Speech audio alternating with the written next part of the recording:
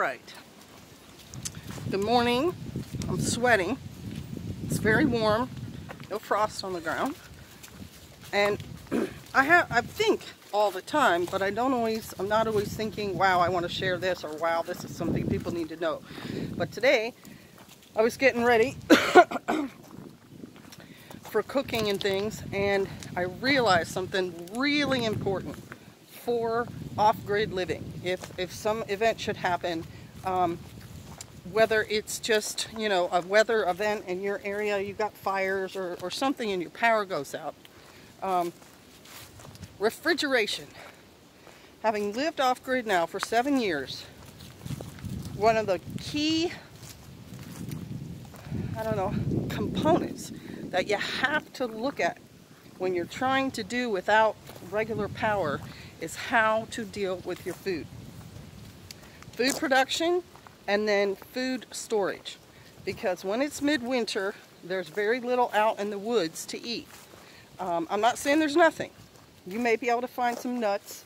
There may be a few berries. I did talk about recently in one of my videos 3 fruits that are ripe even now in November: persimmon, hackberry, and black hawk.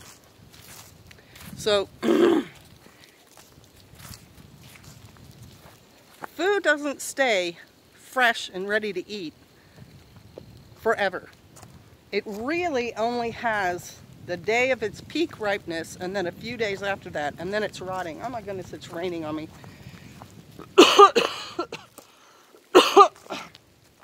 I was not expecting to rain.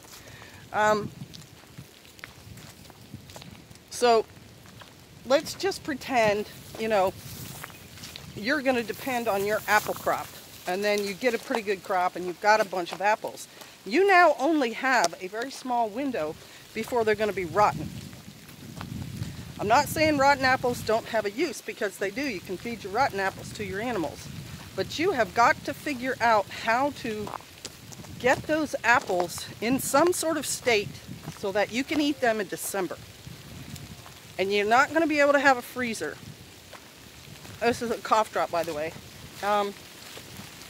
So old school, maybe you have a root cellar. A root cellar would be fantastic.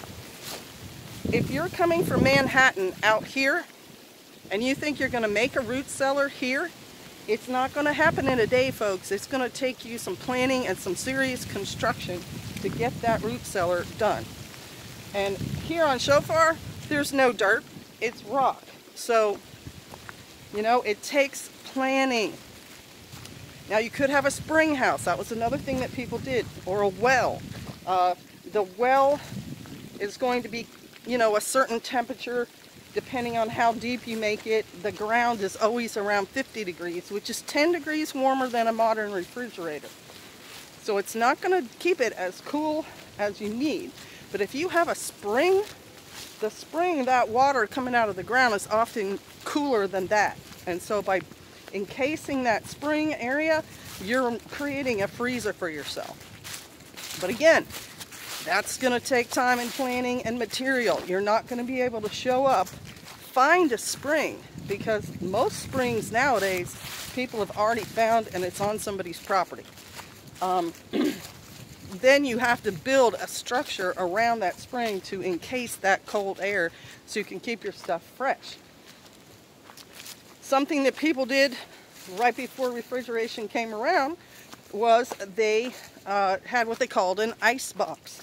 So if you live in an area where you have ice that's pretty solid in the winter time, like a foot thick, they would slice the ice and store it in something like a root cellar with sawdust, because somehow the sawdust is very insulatory and helps keep the ice in the state that it is ice. Salt helps that too. And then they would have a box that they insulated in the house, and they would put that block of ice in the box, and then put food in that box to keep it cool. If you can't do any of those things, there's a much, much easier way to store your food so that refrigeration is not a problem for you, and that is dehydration. And that is how the natives, Native Americans, and I'm sure Aborigines and so on, just fill in the block there. That's often how they stored their food. And we have a historical example, and I know there's a million. Dates. People take plums, they dry them, or make prunes, or dates, you know, the fruit itself, they dry that. Raisins, grapes. Raisins used to be one of the old-time sweeteners, along with honey. And honey is another sweet that you can store forever and it doesn't go bad. So let's get back to the dehydration. When the Pilgrims showed up in America in November, the natives along the coast had a, they're starting to think it was spinal meningitis outbreak, and a lot of them had died. So it was very sparsely populated. And when they got off the ship, the Pilgrims had very little food because they'd had to sell the bulk of their food to repair the ship to make the trip. And so they went into some of the native villages, which had nobody in them, and found some food storage.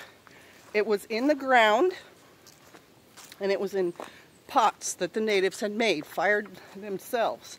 Note to you, figure out how to fire a pot. Figure out how to make one. And they had, I think it was dried corn in there. Dried corn or dried peas, one. And so the Pilgrims took it and they ate it. And then when they found natives later on, they kind of made it up to them. They said, hey, you know we took your food. We'd like to pay you back for that. The point being, the natives at the time knew if they put food in the ground, it would be cool. And also they dehydrated their food.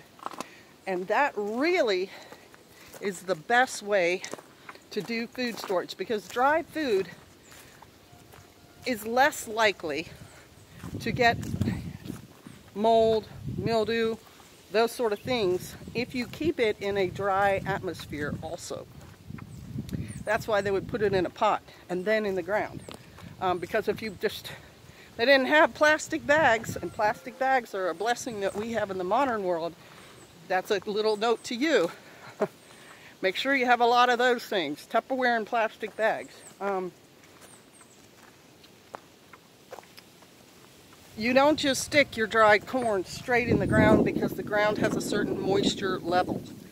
Your root cellar also has to have a certain moisture level in order for food in there to stay in its pristine state. I tried drying some potatoes and beets that we grew here, and then I stored them in an underground area that wasn't moist, and they just dried up. They became these little shriveled things, and I threw them away. Now I realize what I should have done is I should have reconstituted them. So to reconstitute your dried food, what you do is you put it in boiling water, and it will, you know, fluff back up, and then you eat that. And there's a million, you know, different varieties of dried foods. People dried meat, that's what pemmican was. People dried fruit, they dried vegetables. I've dried greens. I've dried things like kale leaves and the curly dock that grows here, and what else? Oh, mustard and Swiss chard. I've put them in my dehydrator and they come out like a chip. And then they put them in a glass jar. Glass jars, here's another key for you guys. Glass jars are really good for food storage. If you use the metal lid, you have to be careful though, because it can rust. But they also make plastic lids. And it's not canned. I don't have the food canned there. It's just dried and in the jar so that the moisture outside is not affecting what's in the jar. And then things like herbs, people powder them. They dry them first, and then they powder them, then they store them. Or you can roast something like nuts once you've dehydrated them, and then store them roasted and salted, etc. But you get the picture. So, like Pastor likes to say, You may have guns and ammunition. You may have sleeping bags and a really cool knife and a straw to get water. But in a long-term scenario, you've got to think about how to deal without refrigeration. It's really important. All right, thanks for coming along on the walk. Bless you all. Shalom. See that? I try to do that thing and then it won't do it.